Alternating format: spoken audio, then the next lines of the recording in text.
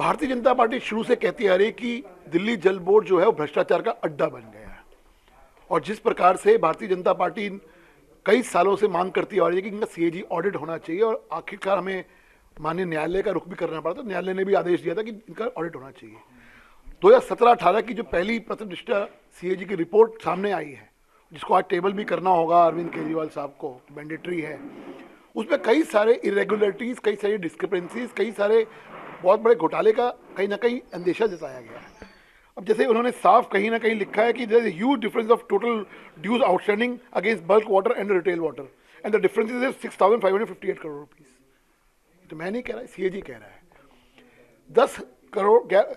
10 करोड़ 12 लाख रुपए cash in hand books में दिखाए जा रहे हैं, एक्चुअल में आपका 58 लाख रुपए हैं। पैसा कहाँ गया? ऐसे कई सारे पॉइंट्स हैं जो कहीं ना कहीं इंगित करते हैं कि ये बहुत बड़ा घोटाला है। और मेरा मानना ये है, अभी तो 2017-18 की रिपोर्ट आई है, जब धीरे धीरे सारी रिपोर्ट्स आएंगी, मेरा मानना ये है कि दिल्ली के इतिहास में, या मैं कहूँ देश के इतिहास में, दिल्ली जल बोर्ड का ये वाला घोटाला जो है सबसे बड़ा घोटाला होने जा रहा है। शराब घोटाला तो बहुत पीछे रह जाएगा। इन्होंने सारे रिकॉर्ड तोड़ते हुए दिल्ली जल बोर्ड का जो घोटाला है वो सबसे बड़ा घोटाला होगा, मेरा मानना ये है।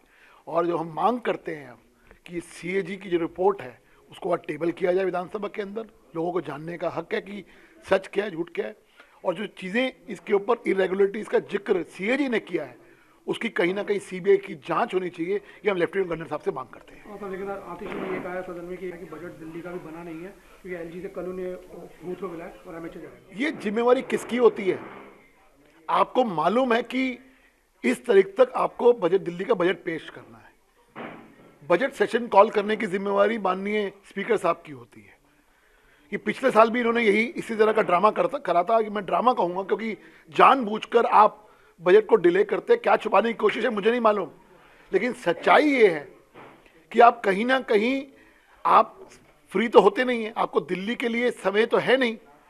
जब आपको प्रिपेयर करना होता है बजट, तो आप पॉलिटिकल टूरिज्म करने के नाम पे कभी आप गुजरात होते हैं, कभी कहीं होते हैं, और नहीं तो इंडी गठबंधन में आप, मैं खुद देख रहा था माननीय फाइनेंस मिनिस्टर को, आप तो गठबंधन के, इंडी गठबंधन के मीटिंगों में व्यस्त थी, कभी आप बेंगलोर जा रही हैं, कभी कहीं जा रही हैं, लेकिन दिल्ली का बजट आपको बनाना, ये आपको ध्यान नहीं है। आज चूंकि संवैधानिक रूप से आपको दिल्ली का बजट पेश करना है, नहीं तो संवैधानिक क्राइसिस आ जाएंगे, इसलिए अब आप जानबूझकर क्यों डिले कर रही है तो आप जाने, लेकिन इसकी सीधी सीधी जिम्मेवारी अरविंद केजरीवाल सरकार की है।